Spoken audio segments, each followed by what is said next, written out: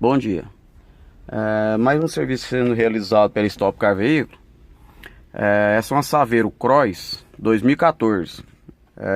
Mesmo ela sendo Cross, ela não veio com volante multifuncional e o som original. Ela veio só com o computador de bordo. Esse cliente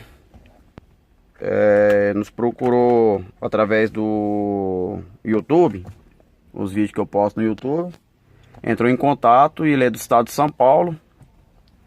E nos procurou, veio até a cidade de Goiânia para poder adicionar esse som original e o volante. Esse aqui era o volante original dela, com um rádio Pioneer que tava com essa moldura. Então vai ser adicionado esse volante com os comandos e o rádio original. Tá guardado lá. Vai ficar como se fosse original de fábrica. Sem gambiarra alguma, tudo pelos conectores originais, igual vem de fábrica mesmo.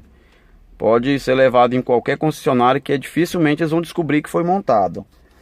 Vai funcionar, antes ele comunica o computador de bordo pela chave do limpador de para-brisa.